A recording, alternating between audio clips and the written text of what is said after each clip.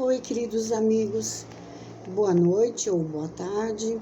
Mais uma vez estamos aqui com o aprendizado do Livro dos Espíritos, que hoje nós vamos ver a questão 525 a 535 do Livro dos Espíritos, que é a influência dos espíritos sobre os acontecimentos da vida. A primeira pergunta quer dizer assim: os espíritos exercem influência sobre os acontecimentos da vida? Seguramente, pois que te aconselho. 525A. Exercem essa influência de outra maneira, além dos pensamentos que sugerem, ou seja, têm uma ação direta sobre a realização das coisas? Sim, mas não agem nunca fora das leis naturais. Aí, Kardec, aí vem as questões 526, 27, que eu peço para que vocês, se tiverem mais dúvidas, que vocês acompanhem no Livro dos Espíritos. No momento, só vou fazer um apanhado geral, tá ok? Então, nós vamos lá. É inata a nós, seres humanos, né, a ideia da existência de seres inteligentes. Nós acreditamos nisso. E principalmente extracorpóreos, né, da natureza. Apenas os ateus, eles não acreditam, né? E bastaria observarmos que até mesmo os silvícolas em todo o globo terrestre creem na existência de espíritos, né, e acreditam na participação deles na vida dos encarnados, na nossa vida, sem que tenham recebido alguma doutrinação para isso. A Bíblia, ela atesta para nós a influência da participação dos espíritos na nossa vida, e com várias descrições de ações ao que Jesus, interrompendo litígios de variados tipos entre encarnados e encarnados. Então, em meio ao século XIX, nós tivemos, né, Kardec, o educador francês, né, Hipólito Léon Denisard Rivail. Ele tomou contato com os fenômenos extraordinários que se davam em salões da época, né, na sociedade parisiense, e tomando a decisão de estudá-los pelas experiências e racionalidade. Então, ele chegou à conclusão que os fenômenos eram provocados pelos espíritos, e com eles iniciaram os seus diálogos, que resultaram no corpo da nossa doutrina espírita, que hoje nós estudamos através dela. Então, Kardec, ele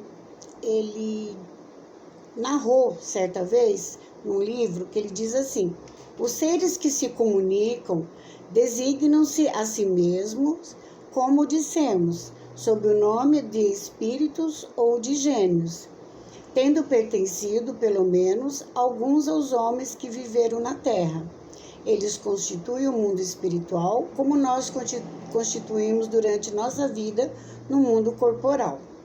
E continua ainda Kardec: o espírito não é, portanto, um ser abstrato e indefinido, que somente o pensamento pode conceber. É um ser real, definido e que, em alguns casos, pode ser reconhecido, avaliado pelos sentidos da visão e da audição e do tato. Sendo as almas daqueles que aqui vieram, carregam consigo as características que desenvolveram. Por isso são naturalmente diferentes entre si, como são os encarnados, mas também como entre nós, vinculados à lei do progresso. Daí a necessidade da reencarnação, ou seja, nós continuamos os mesmos quando nós estamos do lado de lá, na nossa vida, que é a verdadeira, né? Que é a vida espiritual. E Kardec esclarece ainda que os espíritos não pertencem perpetuamente à mesma ordem, porque os espíritos eles vão se classificando, e como nós já podemos estudar sobre isso, todos nós, né, melhoram ao passar pelos diferentes graus da hierarquia espírita. Esse progresso ocorre normalmente, né, ou sempre pela a encarnação, que é imposta a alguns como expiação e a outros como missão.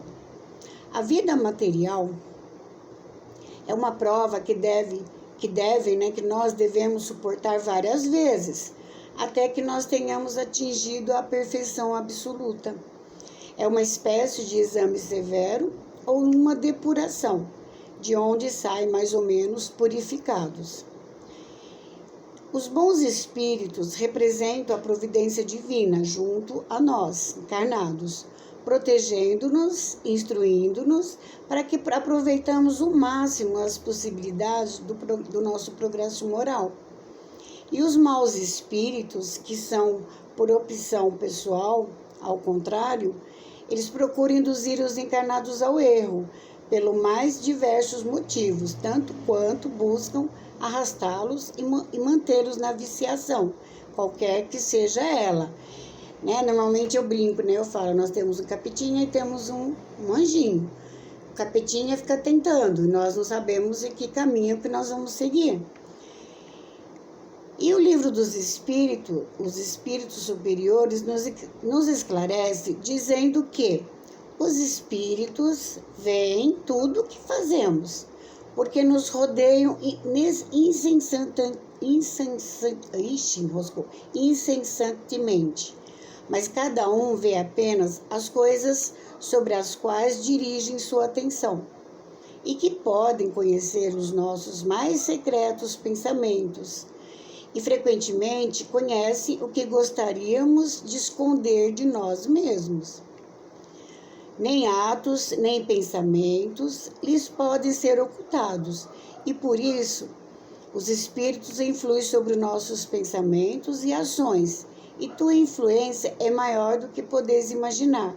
Muitas vezes são eles que nos dirigem. Entretanto, pode o homem se libertar da influência dos espíritos, aqueles que procuram arrastá-los ao mal, porque apenas se ligam àqueles que solicitam por seus desejos e os atraem pelos seus pensamentos.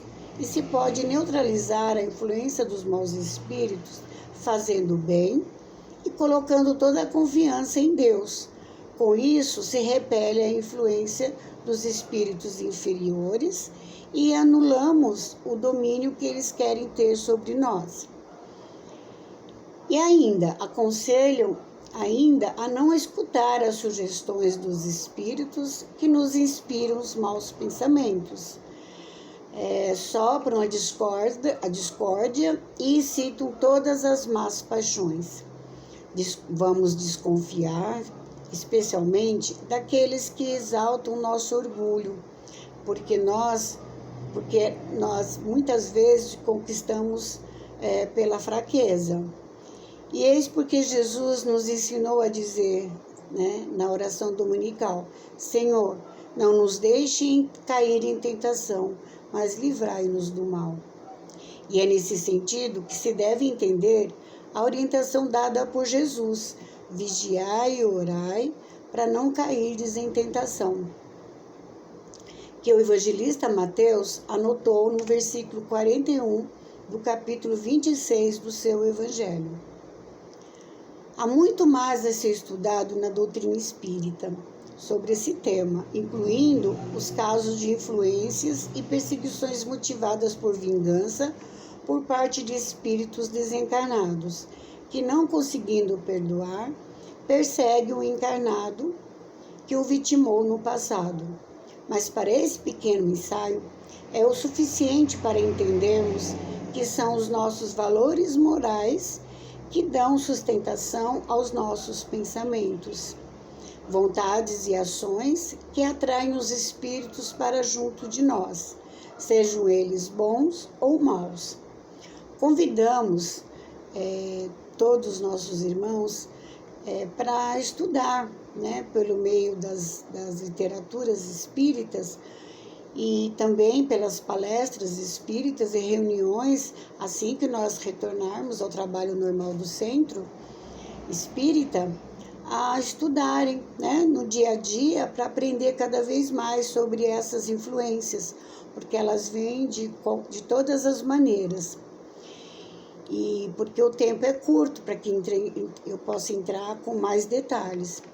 E reafirmo, né, por último, que é pela superioridade moral, pela prece, pela prática do bem e eliminação dos nossos vícios, que vamos conseguir nos defender dos espíritos inferiores, educando-os e afastando-os, ensinos superiores, porque o resto é medida paliativa que tende a piorar a situação em maior ou menor tempo. Vamos pensar sempre nisso, porque nós precisamos e temos que aprender a sempre orar, elevar os nossos pensamentos, ouvir boas músicas, para que possamos evitar realmente esses fenômenos, esses espíritos que muitas vezes, às vezes eles nem sabem que está nos fazendo mal, mas que possamos repeli-los, não deixá-los nos influenciar. Então é isso, eu agradeço a todos que puderam me ouvir e que é mais um aprendizado, inclusive, para mim. Muito obrigado e que fiquem com Deus.